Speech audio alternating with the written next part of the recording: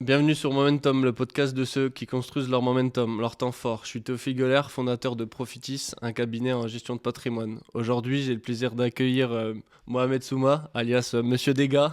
Pour ceux qui le connaissent et qui le suivent, déjà, il va nous parler un petit peu plus de son parcours en MMA, comment il en est arrivé là, comment il arrive à se construire aussi à côté et sa vision du combat, de la MMA et sa vision un petit peu plus business. Mais avant toute chose, comment tu vas, Mohamed? Ça va? Bah écoute, ça va très très bien et toi? Il La fait forme? froid, Ouais, il fait mais froid. ouais, ça va.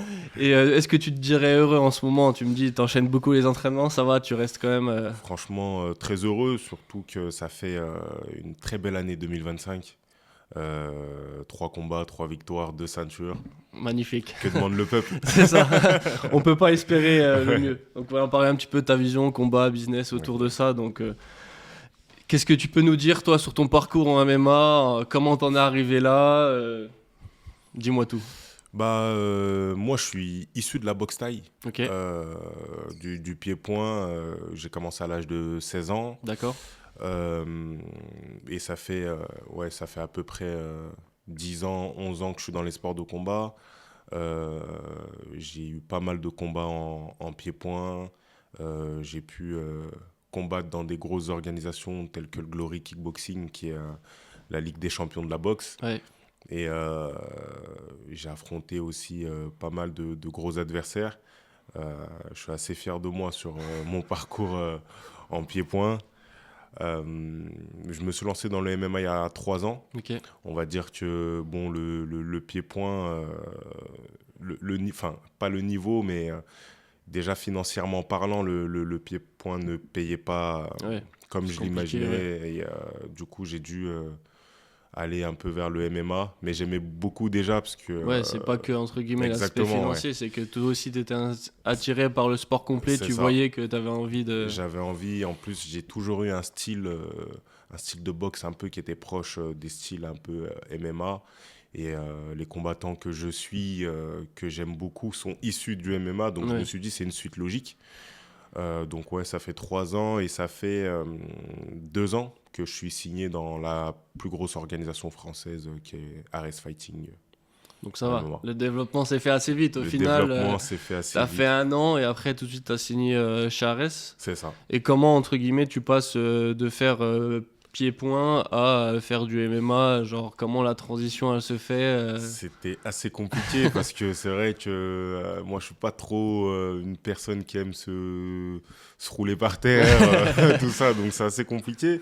Mais en fait la transition elle a été un peu rapide dans le sens où moi je suis quelqu'un qui écoute beaucoup, j'aime bien la pédagogie d'entraînement, donc du coup dès que j'accroche à ça, euh, je vais assez vite. Je vais Ouais. assez vite dans l'apprentissage. Mais bon, comme je le dis, et comme je le disais quand j'étais en pied-point, je vais jamais finir d'apprendre. Même demain, je suis 25 000 fois champion du monde. Oui, il y aura toujours à Je vais apprendre. T'es toujours là en à apprendre. l'écoute de conseils et c'est ça qui fait Exactement. aussi ta force, quoi. C'est ça. Donc C'est ça. c'est comme ça que tu as pu passer assez vite à tout de suite être signé dans Ares. Peut-être Ouais. des combats qui ont été entre guillemets étincelants ou ils t'ont suivi dès le début. Comment ça s'est fait On va dire la que, signature?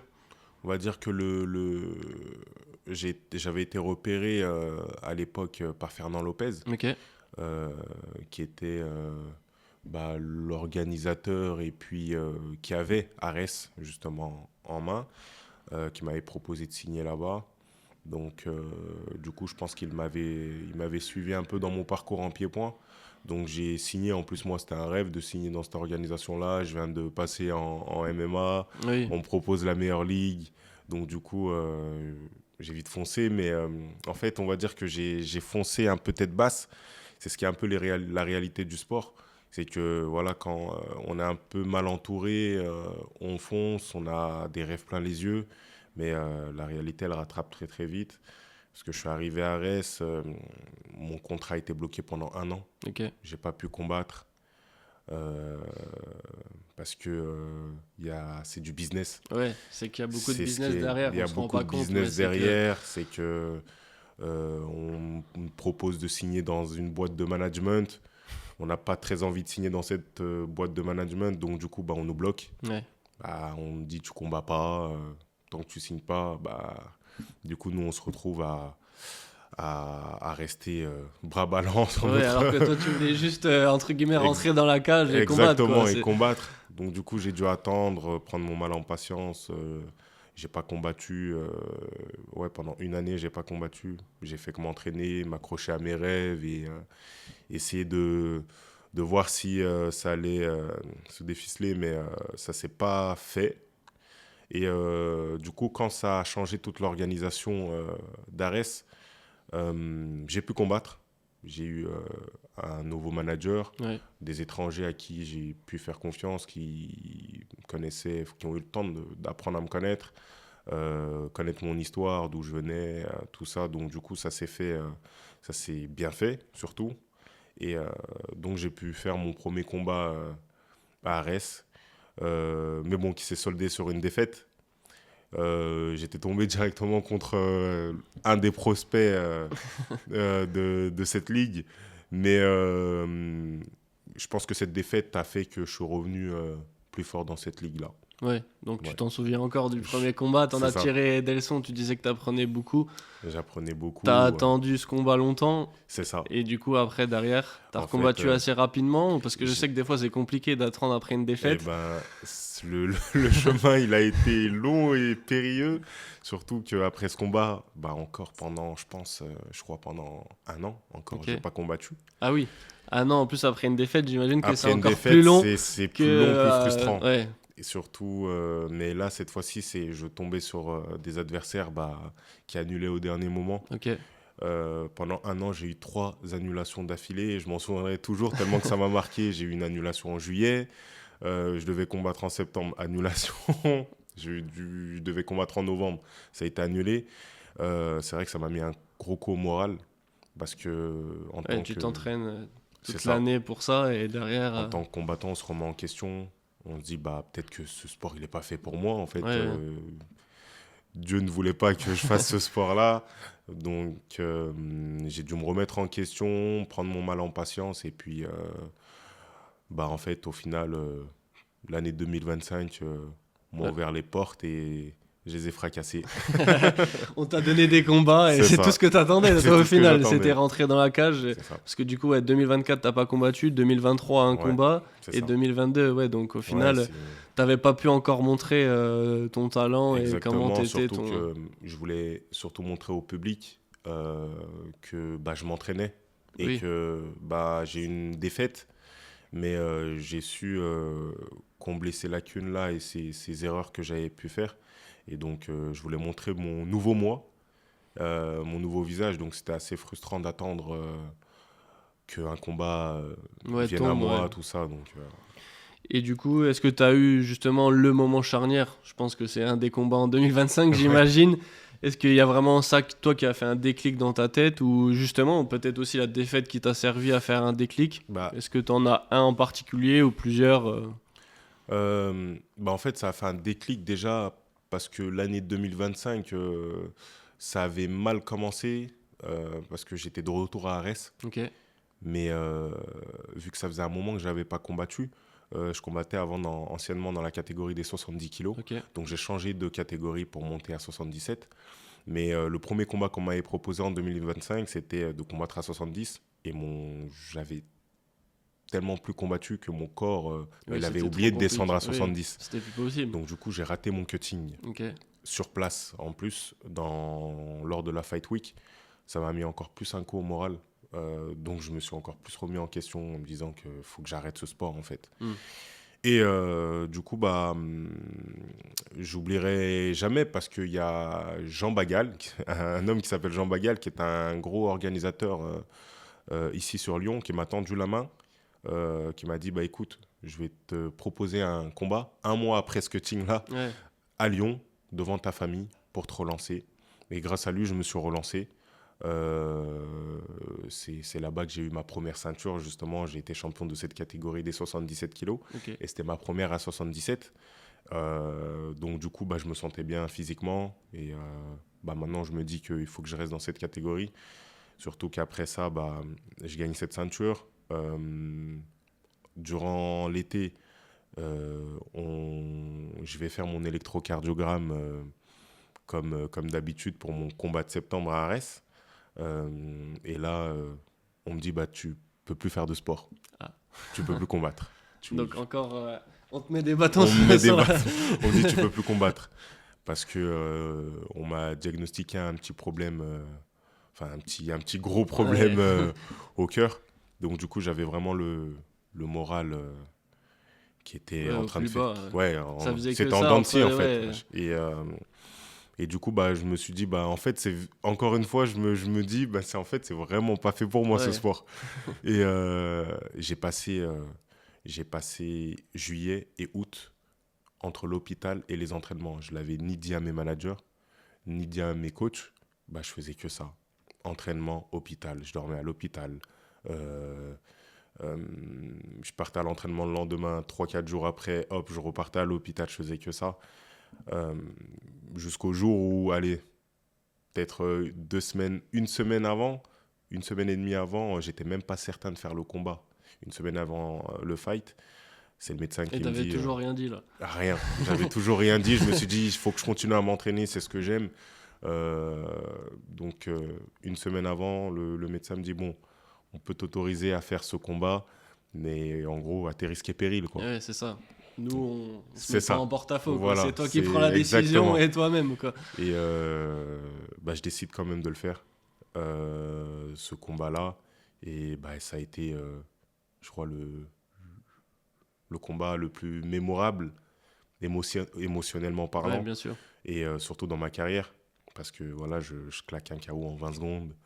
Euh, je détiens le record du KO le plus rapide de la ligue.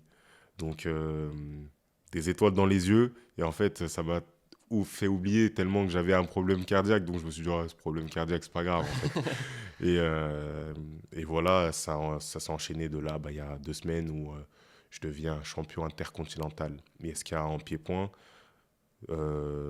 sur ma terre natale, dans le village de ma mère. Ah Donc, oui. c'était encore plus émotionnellement, c'était ouf. Donc là, on est sur le bon chemin, logiquement. On est sur le bon chemin. tout, Normalement, en et- 2026, ça devrait encore tout devrait aller. casser. C'est Un ça. KO en 15 secondes. C'est ça. On va descendre. Et De plus en justement, plus. c'est pas un petit peu frustrant, limite. Bah, c'est extraordinaire de faire un KO en 20 secondes, t'es content. Le combat est gagné, c'est le principal. C'est- Entre guillemets, le cœur a pas trop souffert C'est au ça. final. Non pas pour charrier l'adversaire, j'en serais incapable d'être dans la cage. Mais justement, est-ce que toi, de ton côté, tu t'es préparé tellement dur, comme tu disais, entre l'hôpital, les entraînements, etc. Est-ce que c'est limite pas un petit peu frustrant C'est frustrant parce que oui, bien sûr, on s'entraîne. Enfin, je m'entraîne beaucoup. Les gens ne le voient pas Oui. forcément, mais je mange MMA, je dors MMA, je fais des courses MMA, je regarde la télé MMA. Moi, je suis un passionné. Oui. C'est-à-dire que moi, je suis un passionné. Je rentre chez moi, je regarde, je vais sur YouTube, je mets highlight d'un tel combattant, ou je vais taper comment mettre le jab parfait sur YouTube. Ouais. Je suis vraiment quelqu'un comme ça, à 2 h du matin, je me lève, je mets YouTube, je mets ça et je suis en train de faire des jabs tout seul comme un fou. Mais ce qui est fou, c'est que c'est réel. Ouais. C'est qu'on peut voir l'arrogance que je peux avoir sur les réseaux, mais je travaille je travaille dur. Je pense que j'ai un niveau qui est pas trop mal. Et du coup, oui, c'est grâce à tous ces entraînements-là, ça peut être frustrant de gagner rapidement parce que voilà, j'ai pas assez engrangé de minutes dans la cage. Oui, il y a Mais, aussi ce côté-là. Ouais, c'est vrai que j'avais même pas c'est pensé ça. à ça. Moi, je pensais plus frustration personnelle. Tu Oui. vois, tu te dis, putain, j'ai bossé pendant un J'ai- an pour Ouais, ça. exactement, mais c'est Et vrai. après, c'est aussi que toi aussi, t'engranges pas, entre guillemets, d'expérience. Sur ça, mais quoi. d'un côté, je suis rassuré sur le fait que en fait, j'ai pas peur de le dire, je suis un redoutable puncher. Ouais. Quand je frappe, c'est pour faire dodo. Ouais, ça c'est vrai. Et moi, Si en vous fait, n'avez pas vu son KO, je vous dis, si vous le voyez, vous allez faire dodo. mais vraiment, c'est que moi, je me dis toujours à l'entraînement, en fait, moi, je suis quelqu'un, je me suis toujours mis dans la tête, je ne vais pas aller au terme du combat. Ouais. C'est soit l'adversaire me met KO, ou soit je le mets KO. Ouais, c'est ta Moi, je rentre, philosophie. c'est la guerre. C'est vraiment la guerre dans ma tête. Je suis pas le genre de... Il y a plein de profils de combattants, mais je suis pas le type de combattant à vouloir marquer ses points, à tourner, à courir un Ouais. peu. Moi, je rentre dedans, je me prends le KO, c'est le jeu, je l'accepte. Mais si je me prends pas le KO, derrière, faut assumer c'est la toi qui vas foudre. le- Ouais, c'est ça. C'est toi qui vas le mettre. D'où le surnom Monsieur Dégâts. J'imagine Monsieur que Dégâts. ça vient de là. C'est Franchement, en plus, le surnom, il est sorti de nulle part. C'est vrai. Mais Il est sorti d'où un en, petit peu? en fait, j'ai eu... Enfin, quand je dis une petite... en conférence de presse, on s'est un peu cherché, moi et mon adversaire. Et que je respecte beaucoup. D'ailleurs, Oui, c'est bien gros de le rappeler. combattant, que je respecte énormément. Aujourd'hui, c'est devenu un frère, du coup. Mais ouais, on s'est un peu lancé des pics. Et il m'a lancé une vanne qui m'avait un peu piqué en disant que c'est pas un petit lion qui va lui faire du mal, qui va lui faire peur. Donc moi, lyonnais pur, représentant, je me suis senti touché dans mon ego. Donc là, de mon esprit est sorti le « je fais que des dégâts, appelez-moi Monsieur Dégâts ». Et depuis, Et t'as depuis, répondu présent, donc le j'ai surnom répondu- reste là. le surnom est resté, tout le monde m'appelle Monsieur Dégâts et c'est un beau surnom. C'est vrai. Et tu le respectes avec les Je le 3 respecte. combats, 3 KO C'est ça. en très peu de temps, comme tu le C'est disais ça. auparavant. Donc le surnom est plus que respecté. Ouais. Et comment, justement, à contrario des KO, est-ce que tu as eu un moment risqué dans ta carrière? Tu parlais de ton symptôme au cœur, de tes allers-retours à l'hôpital. Est-ce que aussi il y a des changements d'entraîneur, de ton entourage? Tu disais que l'entourage était très important. Ouais. Est-ce que tu as eu des décisions comme ça qui ont joué un... Moi, cette interview, elle tombe bien, ce podcast, hein, quand même, parce que, en fait, moi, durant toute ma carrière, j'ai été l'incompris, en fait, surtout à Lyon, Ok, parce que j'ai beaucoup changé de coach, ouais. beaucoup changé de salle. Mais moi, je tiens à dire que si j'ai changé de coach et de salle, c'est que je suis quelqu'un, je me respecte beaucoup et j'aime respecter les gens. Si la pédagogie d'entraînement ou la pédagogie tout court ne me convient pas, je préfère partir que de créer des Ouais. histoires parce que je ne suis surtout dans ce sport-là, j'ai envie d'avancer. Moi, il faut savoir que j'ai grandi seul avec ma mère. Donc du coup, on a eu un parcours très difficile. Et je me dois d'être l'homme de la maison, l'homme de la situation pour ma mère et pour tout ce qu'elle a fait ou subi par rapport ou à cause de moi. Ouais. Donc du coup, en fait, j'ai changé d'entraîneur et de salle par rapport à tout ça. J'ai eu aussi de profondes blessures que j'ai gardées parce qu'il y a des coachs à qui je me suis attaché, que je prenais même plus comme des coachs, mais comme un repère Ouais. paternel ou fraternel Oui. et qui m'ont laissé sur le chemin. Parce que c'est vrai que Lyon a une mentalité un peu fermée, restreinte par rapport à l'Île-de-France, par exemple. On est plutôt dans une mentalité de si par exemple si je suis issu d'une salle et que je vais aller m'entraîner dans une autre salle, je reviens dans ma salle, non tu reviens plus parce que tu es parti t'entraîner ailleurs. Ouais, c'est mal vu parce que peut-être c'est plus petit et entre Exactement. guillemets, c'est plus l'idée de t'es à nous quoi, un C'est petit ça. peu. C'est exactement ça. Et du coup moi je suis pas, j'adhère toi, pas c'était- trop à ça. Ouais, toi c'était plus vouloir apprendre, j'imagine. Moi, c'est comme beaucoup tu dans disais, l'apprentissage, c'était plus exactement. pédagogue, aller voir une autre salle pour Ouais. apprendre et limite réapporter ça dans la C'est ça. salle, mais c'est pas la mentalité ici. C'est du ça. coup. C'est-à-dire que moi, j'avais une vision où je voyais mes coachs en tant que patriarche, Ouais. carrément. Et puis, j'avais des étoiles dans les yeux quand ils m'apprenaient des choses. J'étais content de rentrer chez moi avec des nouveaux combos à mettre dans ma panoplie. Mais je suis tombé aussi sur des entraîneurs qui n'avaient pas confiance en moi. Et je leur en veux pas. Je leur en veux pas parce qu'aujourd'hui, je fais des dégâts.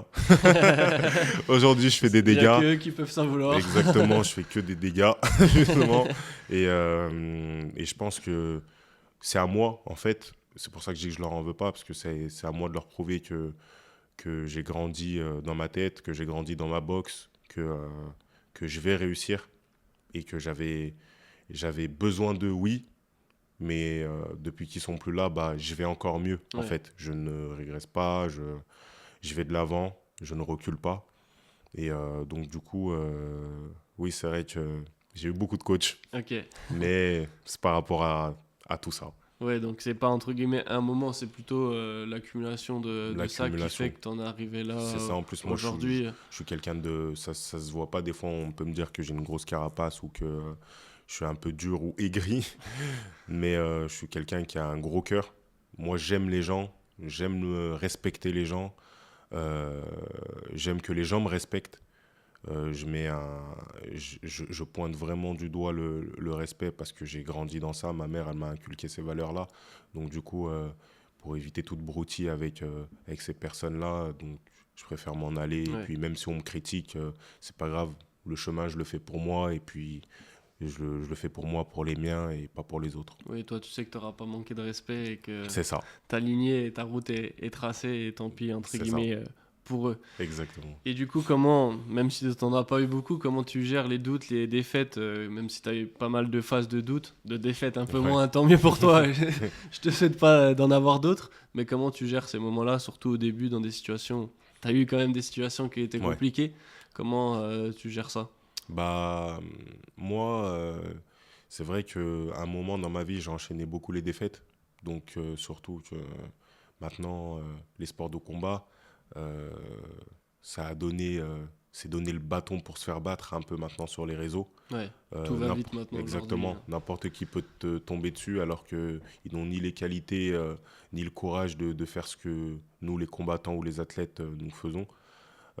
Donc du coup, moi, en plus, je suis quelqu'un qui prend beaucoup les choses à cœur. Ouais, C'est-à-dire que je suis le genre de personne où si je fais une défaite, au lieu de me recentrer sur moi-même, je vais aller sur les réseaux regarder les critiques. ouais, Du coup, c'est vrai que ça fait mal. Et moi, j'avais du mal avant. J'avais du mal. Je voulais tout arrêter. À chaque fois, je me remets en question, je veux tout arrêter. Mais en fait, au fur et à mesure du temps, j'ai grandi et appris que ça va pas être ni ma seule défaite, que ce soit dans la vie ou dans les sports de combat. Donc, il faut toujours se relever.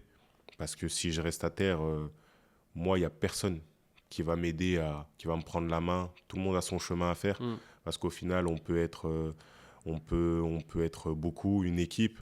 Mais j'ai appris que au final, tout le monde voit un peu que le bout de son nez. ouais. Donc du coup, si je tombe à terre, il n'y a personne qui va me relever ou on va me relever sur une courte distance. Mais après, on va me lâcher la main pour partir. Et à ce moment-là, ça serait à moi d'affronter les orages, les tempêtes. Donc je me suis forgé une nouvelle mentale et puis maintenant, j'essaie d'avancer, de prendre du recul sur les défaites, de comprendre le pourquoi du comment, pourquoi je suis tombé, pourquoi j'ai eu cette défaite-là, pourquoi j'ai eu ce quiproquo, pourquoi j'ai eu ce couac, pourquoi j'ai eu tout ça. Et ça m'a appris à être en fait un homme, Ouais. tout simplement. Et on arrivait avec cette année 2025 Ouais, splendide splendide, et qu'on exactement. souhaite la Grâce à même Dieu. chose Ouais, pour 2026. merci. Et du coup, à quel moment tu t'es dit je peux vivre de ça? Parce que le MMA, on entend de plus en plus parler, Ouais. mais on sait qu'aussi qu'au début, c'est difficile. Comment, à quel moment tu t'es dit ouais, je vais pouvoir vivre de ça? Bah, en fait, c'est très difficile et c'est bien pour toutes les personnes qui vont nous regarder. Il faut savoir qu'il y a beaucoup de bluffeurs Ouais. dans Qui le font MMA semblant. qui font semblant de vivre du MMA, font des posters, des photos, des trucs, tout ça, c'est faux. Et les gars, si vous regardez, c'est vraiment faux, c'est faux. Mais ouais, c'est dur, c'est difficile de vivre de ce sport. On est payé des broutilles par rapport à des footballeurs, Ouais. alors que nous, on met notre vie en jeu, faut se le dire, parce que ce sport-là, les sports de combat, ce n'est pas une blague, c'est pas un jeu. On peut rentrer et ne jamais ressortir. C'est vrai. On peut rentrer et ressortir handicapé. On peut rentrer et avoir des séquelles à vie. Moi, je me souviens, il y a 4 ans et demi ou 5 ans, j'avais pris mon premier et seul KO, Dieu merci, en pied-point. Mais jusqu'à présent, j'ai toujours ce petit traumatisme crânien que je vais garder en fait. Et c'est une séquelle que je vais garder à vie. Peut-être que plus tard, quand je vais vieillir, ce trauma, il va Ouais, revenir et s'aggraver, puis il va engendrer des choses dans mon corps. Il faut vraiment que les gens se le disent, qu'on est payé presque rien, des billes pour ce sport et pour pouvoir bénéficier de complémentarité. Faut savoir que maintenant, les réseaux, ça aide beaucoup. Donc, il y a beaucoup de combattants, d'athlètes qui se lancent sur les réseaux et tant mieux pour eux. Mais il y a beaucoup de boxeurs des réseaux aussi qui ont des 400K, des sponsors à gogo, mais qui ne savent pas boxer. Qui ne savent pas boxer et qui sont à rien, et ça, faut se le dire. Mais c'est vrai que les réseaux, ça aide beaucoup et franchement, c'est bien.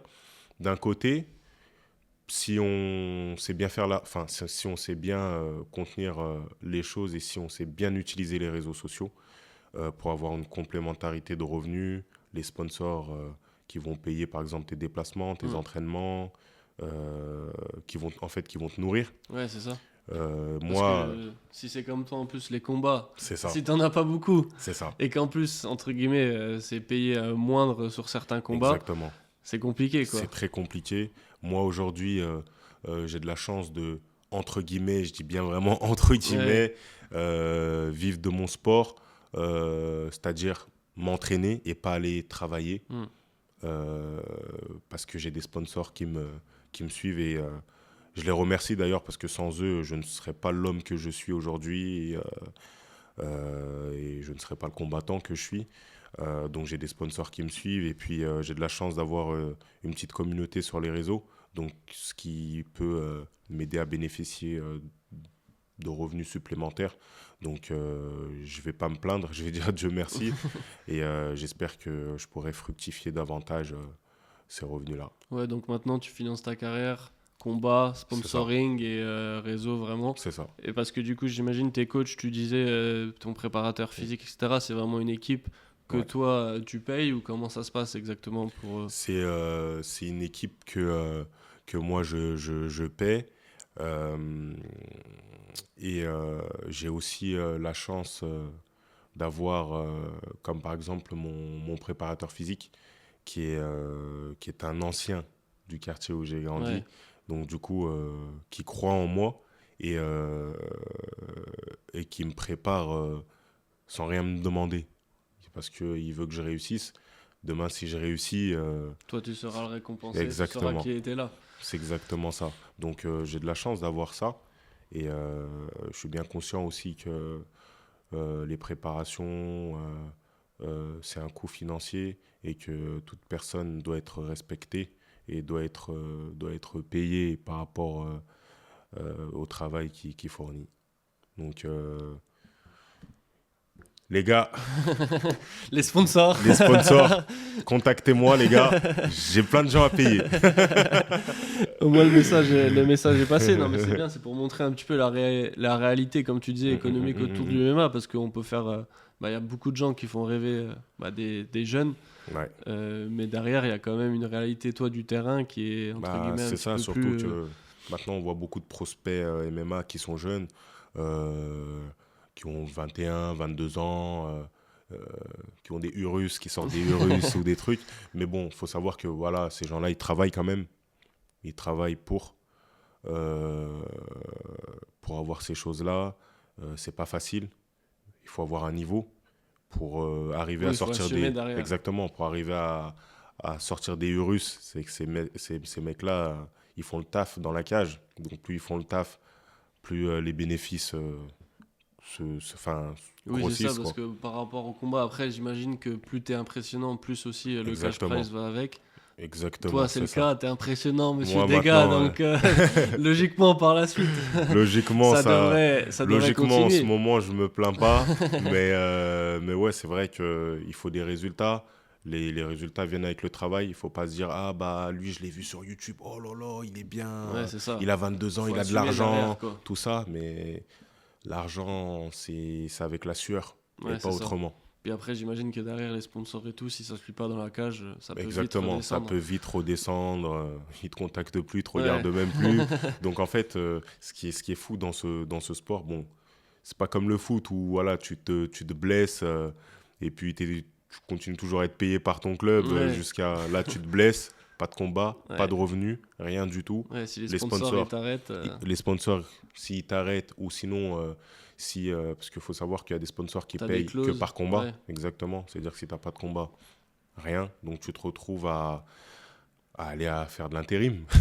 À aller faire de l'intérim, à trouver un petit taf le temps Ouais, de donc t'es remonter très la pente. dépendant de ta performance Donc, et de ton état physique. C'est comme ça que toi, exactement. tu dis quand tu rentres dans la cage, c'est la guerre. Parce que C'est la guerre, ouais. aussi, tu sais que t'as tout ça que tu portes Ouais, dans ton dos. c'est J'imagine exactement, que c'est exactement même ça. s'il faut que tu l'enlèves de ta tête, Ouais. dans un petit coin quand même, quand tu C'est l'envoies, exactement ça. quand tu l'envoies ton poids, tu sais que derrière, il y a quand Ouais. même tout ça à gérer. Ouais. Et du coup, comment toi, tu structures ton équipe, que ça soit mentalement, physiquement, coach Moi, c'est vrai qu'avec toutes les péripéties qui me sont arrivées avec les coachs, faut savoir que maintenant, je préfère être, quand je dis solo, c'est-à-dire pas appartenir à une team, Ok, parce que je ne veux pas être le fils d'eux, ouais, ou, ou, euh, ou que quelqu'un dise c'est moi je l'ai créé, c'est moi je l'ai fait. ouais.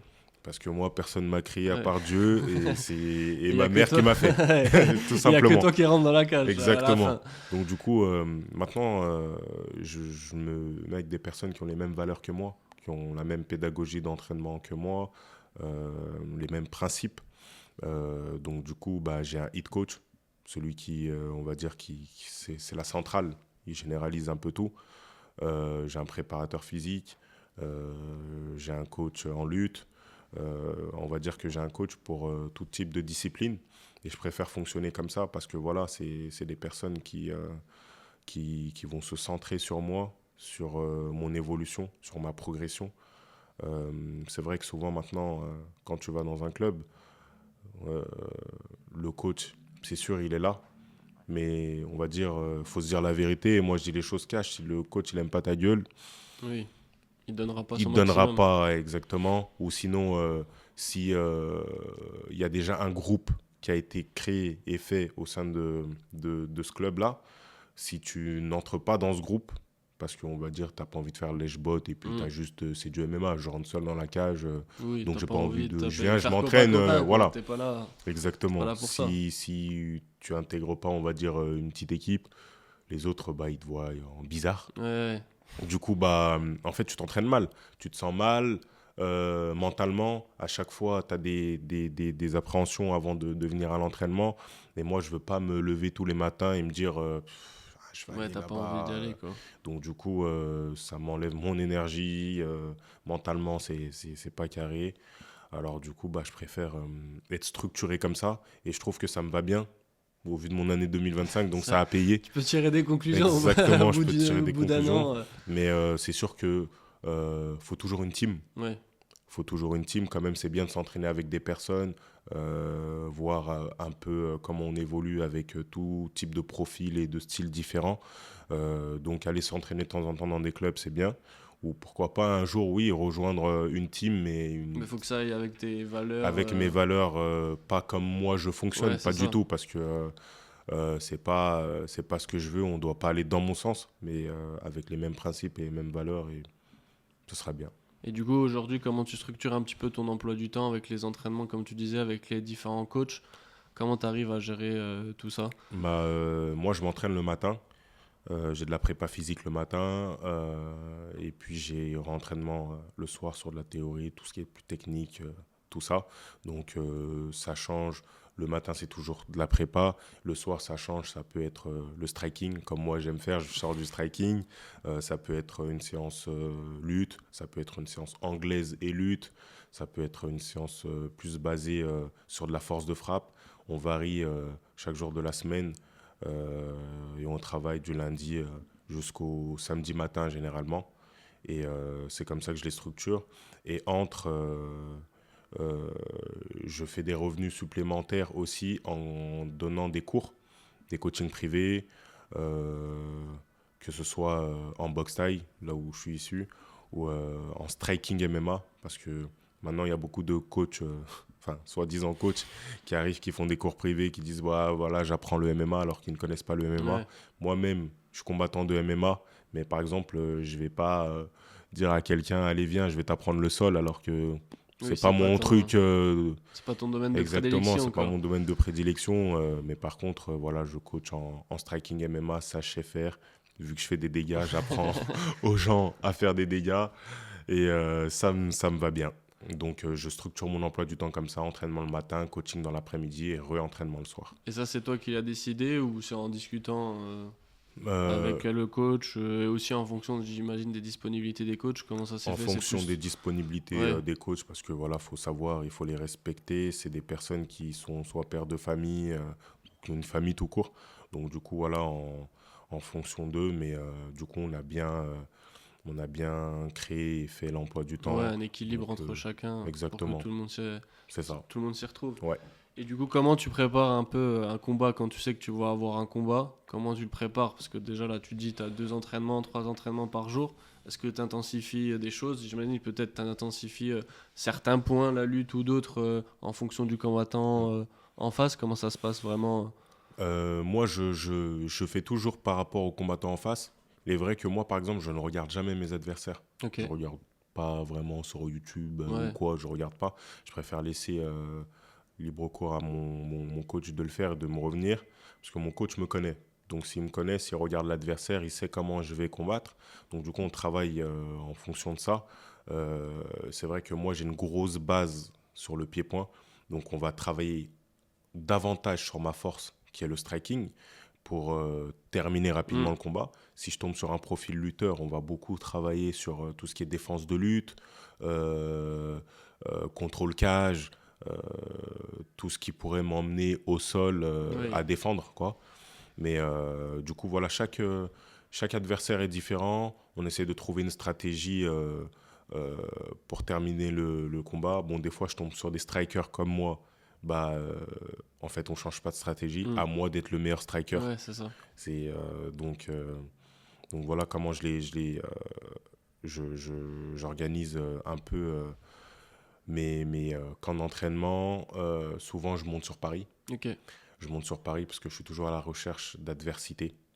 Ouais, c'est Euh, ça, parce que trouver des partenaires aussi, vu que t'es pas dans une salle, faut c'est ça. trouver Faut trouver des des gens qui partenaires. veulent bien tourner avec C'est toi. ça, faut trouver ça. La réalité de la chose, c'est qu'à Lyon, il faut trouver le club qui accepte que tu viennes t'entraîner avec eux. Même s'il y en a, il y a pas mal de clubs. En plus, ce qui est bien, c'est qu'il y a beaucoup de clubs qui sont en train de monter et qui sont en train de faire parler d'eux, notamment comme la team Ghost Arena qui est à Genasse, qui est, faut se le dire, le meilleur club lyonnais. En ce moment, ils ont tous les combattants, notamment Faresiam Ouais. qui est à l'UFC, Yanis Guimouri, Hugo Guillon, tout ça. Donc, c'est des clubs où on peut potentiellement aller apprendre, devenir fort. Hmm. Il y a le club de Gerland à Climax, du coach Yacine Bandouille, qui est un gros combattant lyonnais de MMA. Mais moi, quand je m'entraîne, c'est vrai que je monte souvent sur Paris. Ouais, ça te fait un petit camp aussi d'entraînement. Un Tu petit sors camp un petit peu de d'entraînement, ton quotidien. c'est ça. Et ça, tu le fais quoi? Un an, un mois, Sur un mois et demi avant le combat? Comment... un mois et demi avant le combat, et des fois, et j'essaye de faire un mois de Ok, camp d'entraînement, ou 2 semaines et demie, 3 semaines, ouais. où je vais rencontrer des personnes qui sont à l'UFC, des combattants du PFL. Euh, donc en fait, me mesurer à eux. Oui, et puis eux, ça leur permet aussi d'avoir quelqu'un en face pour Exactement, s'entraîner. Et d'avoir tout le monde quelqu'un en est... face. Tout le monde Tout le monde ressort trouve son compte, gagnant, ouais, c'est ça. exactement. Donc c'est comme ça que moi je prépare euh, mes camps d'entraînement sur les dernières semaines. Bon, avec le cutting aussi, la perte de poids, on descend doucement jusqu'à la dernière semaine où on fait un cut, qui est très dangereux d'ailleurs, à ne pas faire chez vous, comme ils disent dans la WWE. À À ne pas à reproduire ne chez pas vous. reproduire chez vous, les gars. À moins d'être accompagné. Donc voilà, jusqu'au fight, comment je m'entraîne. Et du coup, on va en venir, comment tu gères le poids, le cutting, comment tu arrives, est-ce que tu le gères facilement, même si tu dis que tu avais déjà loupé une pesée, J'avais. comment tu gères le cutting maintenant? Après, le loupé de, Ouais. de pesée, c'est pas tellement de ta faute, mais aujourd'hui, comment tu le gères maintenant que, entre guillemets, tu t'es plus stabilisé du coup Mm. en 77? Bah, maintenant que j'ai changé de catégorie, en 77, j'ai pas énormément de poids à perdre. Ok, Euh, j'ai 3 kg 500, 4 kg, ouais. allez, 4 kg 5 grand max à perdre. Avant, j'en avais 11. Ouais, Donc, ça te paraît facile. c'est plus facile, mais c'est toujours aussi dur parce qu'on met le corps à l'épreuve. Il faut savoir que aussi, et surtout, c'est bien de le dire, le corps, c'est notre outil de travail. Donc, sans ça, on ne peut pas travailler. Donc, il faut en prendre soin, il faut faire hyper attention. Euh, Même les aliments qu'on mange pendant la sèche, pendant le régime, il faut faire attention.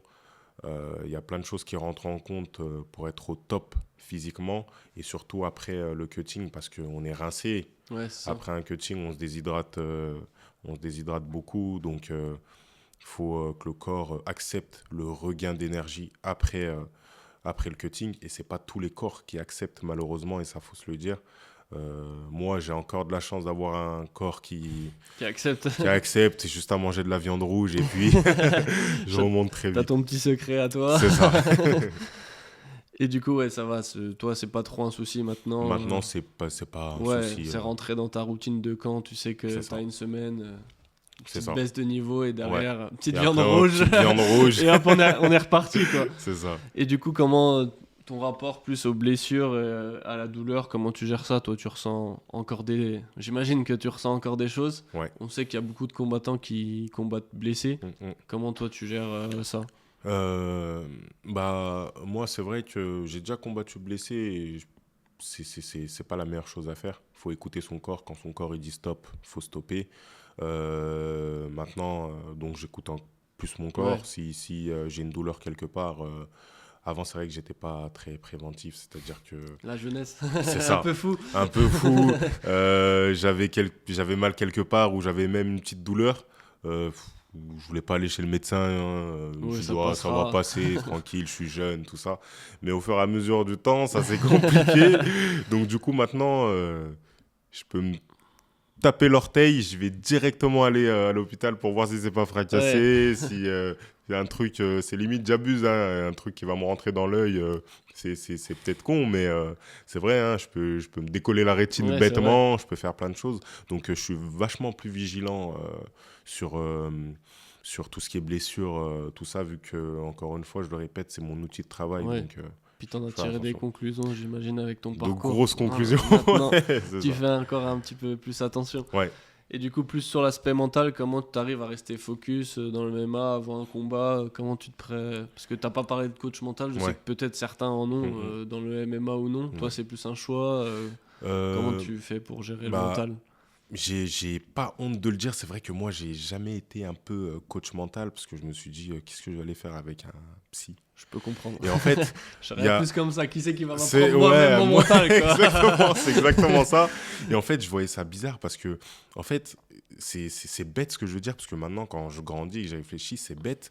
En fait, vu que je suis issu d'un quartier, je me dis oh là là, les gens ils vont voir que je suis parti chez un psy tout. Mais en fait, c'est bête. Déjà, heureusement que je me suis détaché de toute cette mentalité un peu quartier, sinon je n'allais jamais avancer dans ma vie. Mais du coup, j'ai pas de coach mental. On va dire que moi, j'ai un rituel Ouais. que je fais tout le temps, 10 minutes avant un combat, parce que moi, je suis quelqu'un, je stresse beaucoup. J'appelle ma mère. Moi, ma mère, c'est mon moteur. J'appelle ma mère en fast time, ça dure 30 secondes. J'entends le mec qui m'appelle pour que j'arrive, pour que je vienne. Mais j'appelle ma mère, il faut que j'appelle ma mère. Je me souviens une fois, on m'avait déjà mis les gants. T'avais oublié J'étais d'appeler ta parti, mère. exactement, j'avais oublié d'appeler ma mère. Mais j'ai dit, je vais pas monter. J'ai dit à mon coach, s'il te plaît, appelle ma mère. Je lui ai donné le numéro de ma mère. Il a appelé ma mère, je voulais juste entendre sa voix. Ouais. Juste entendre sa voix et qu'elle me dise, ça va aller, tout va bien se passer. Et en fait, à ce moment-là, le stress, il descend, mais d'une manière. Mais je me dis, en fait, si ma mère, elle me dit, ça va, tout va bien se passer, il n'y a personne qui peut me dire que ça va mal se passer. Donc, ça va bien se passer. Ouais. Donc, je fonce Ouais, et puis t'acceptes plus de l'entendre de ta mère, j'imagine, que d'une personne que d'une extérieure. personne. Ouais, c'est Tu ça. sais, Même si mon coach, il me le dit, ok, ça va bien se passer. c'est pas la ouais, même, c'est pas ça pareil. pas la même Ouais, phrase. c'est pas pareil. C'est pas Si pareil ma que mère, si elle me c'est dit, ta ça mère. va, ça va. Ouais. Je comprends, donc c'est ça, du coup, ton rituel, t'as devancé ma C'est prochaine ça. question. Ton rituel pré-fight, c'est un petit Appeler coup de ma tel mère. à maman C'est ça. qui rassure et après tu rentres dans ta bulle. C'est ça. Et du coup, tu disais, t'analyses pas trop tes adversaires, toi, pas trop de vidéos, rien, c'est plus ton coach. Pas de vidéo, je préfère laisser ça à mon coach et puis moi je me centre sur ce que je dois faire et ce qu'il va me dire de faire. Ok, parfait. Et du coup, un petit peu plus toi sur ton rituel du quotidien non négociable. Est-ce que t'en as un au quotidien t'as ton rituel d'avant combat, mais est-ce que t'en aurais un au Bah, quotidien, hors dehors des entraînements? J'imagine que ouais, c'est déjà pas mal, hein, c'est déjà pas mal comme rituel. c'est un truc que j'ai délaissé et que j'aimerais reprendre, c'est la prière, parce que ça m'apaisait beaucoup. Donc, j'aimerais retrouver cette bonne et grosse foi que j'avais. Et c'est en train d'arriver. Euh, et c'est ce rite-là que j'aimerais continuer à accomplir parce que ça m'aidait beaucoup dans ma vie de tous les jours. Et ça fait de moi l'homme et puis le meilleur homme que je serai plus tard. Et du coup, aujourd'hui, comment tu gères la vie pro-perso, surtout quand t'es en camp? Comment t'arrives à gérer un petit peu tout ça? Bah moi, je suis quelqu'un qui fait enfin, qui fait abstraction de beaucoup de choses. Je ne mélange pas ma vie professionnelle avec ma vie privée, euh, parce que la vérité, c'est que les deux ne vont pas ensemble. Euh, sur Instagram ou dans ma vie de combattant, euh, je suis moi, mais je joue aussi un personnage Oui, qui n'est pas si arrogant. c'est bien Je de le suis rappeler. exactement, qui n'est pas si arrogant et qui a une grosse carapace que je ne montre que aux personnes que j'aime. Et je pense qu'il faut savoir dissocier le fait d'être professionnel et intime avec une personne parce que ça peut mener à beaucoup, beaucoup de discorde.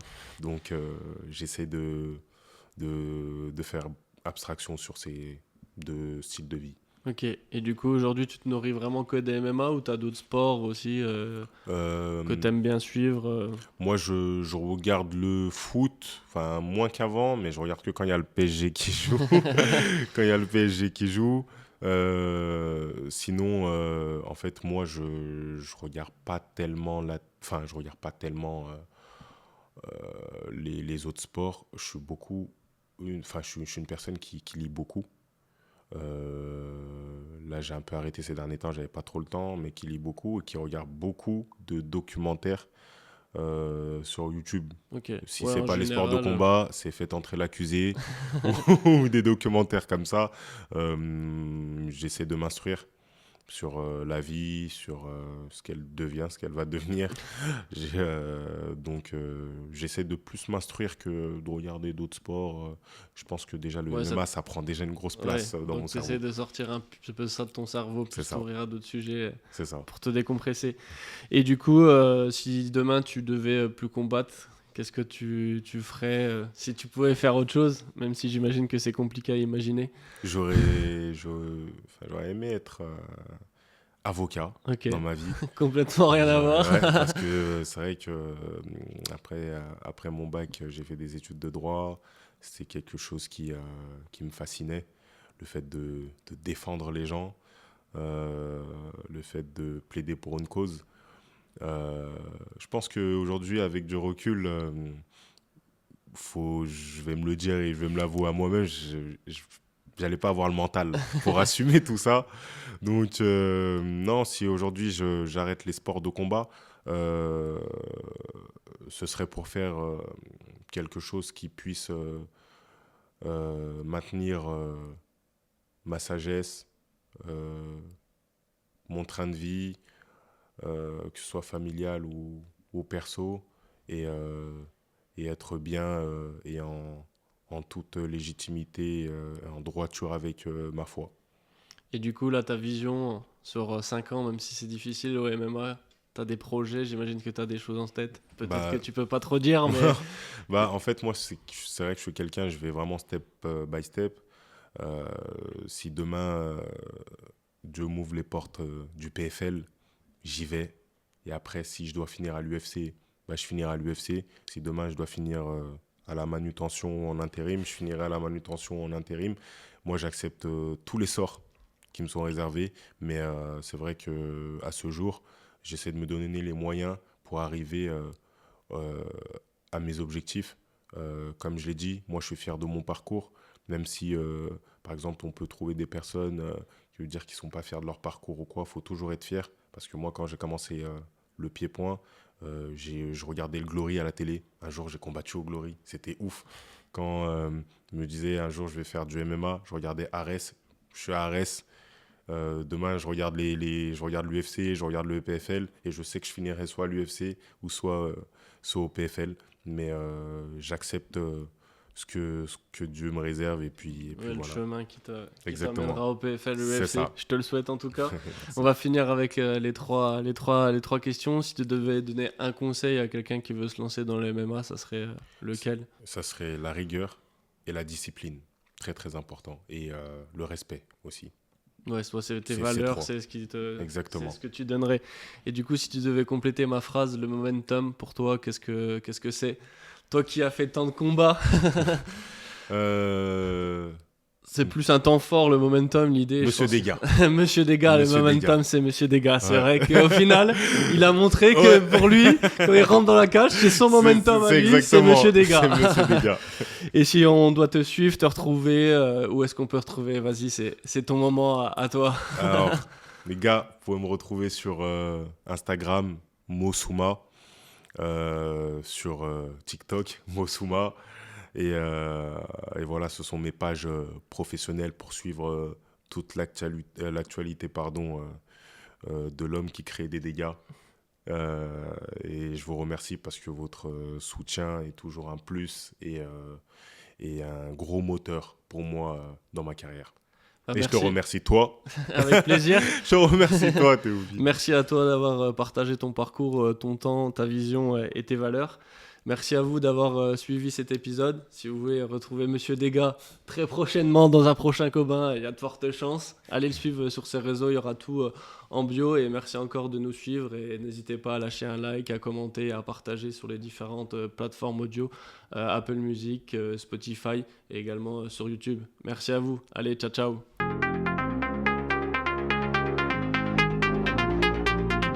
Momentum, le podcast de ceux qui créent leur momentum.